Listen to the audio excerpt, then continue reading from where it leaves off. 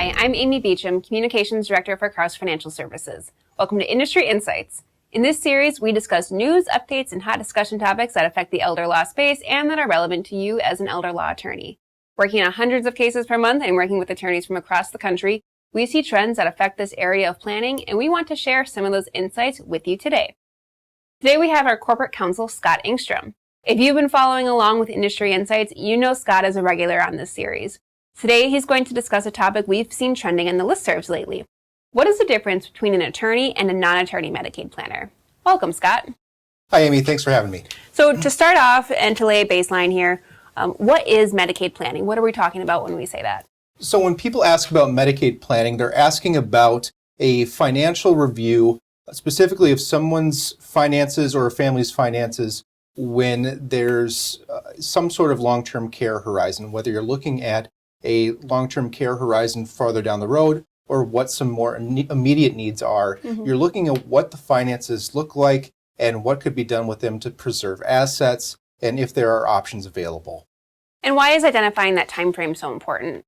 Well, and you can find a lot of this great information on our website about the look back and the penalty periods, but really broadly, Medicaid is a joint federal and state program with complex sets of rules. Mm-hmm. So there are rules relating to gifting assets away, and if you gift assets, there can be a penalty period. Mm-hmm. So identifying whether your long-term care needs are further down the road, farther out than 5 years most likely, based on the health of the individual that you would be considering, or if it's going to be more immediate in the very short term or the medium term within 5 years. That's going to dictate what types of planning options are available. So if we're looking at Medicaid planning, then who would a person contact if they want to engage in that type of planning? First and foremost, I would recommend contacting an attorney. That's just basically because an attorney is likely going to know who to contact if there are other aspects that you need to review, but also there are going to be some corresponding documents you likely need. So it might not just be the actual financial documents, but you might need a will, you might need a power of attorney. Some of that basic estate planning in place. Absolutely. So that's why the first person I would go to would be an attorney. Okay. Anyone else? I would go to a tax advisor.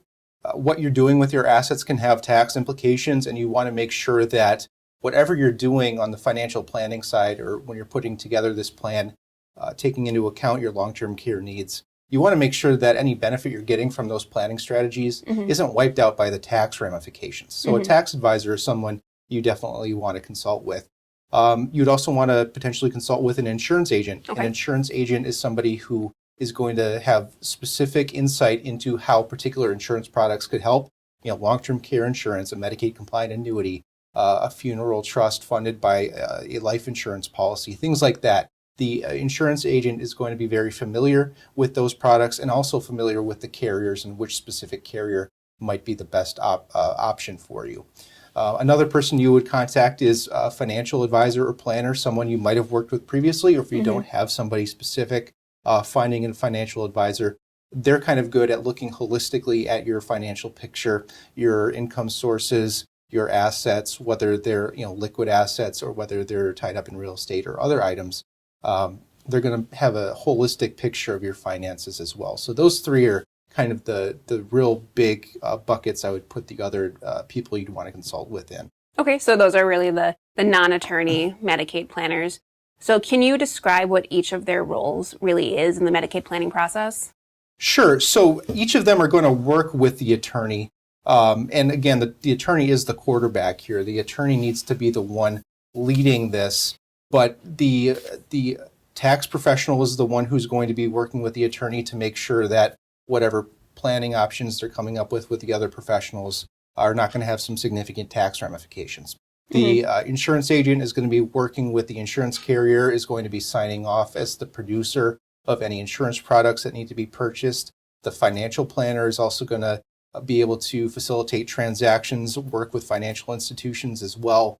And all of those parties are going to be communicating with the attorney. But again, everything needs to run through that attorney to make sure that everything is kind of put into a comprehensive package that makes sense. Okay. So the attorney is the quarterback, like you said. Everything flows through that party. Can you describe then really what the attorney's full role is in Medicaid planning? Sure. So because Medicaid is a joint state and federal program, like I discussed at the top, there are a lot of very specific rules, and those rules are going to be specific to the state that the person is in.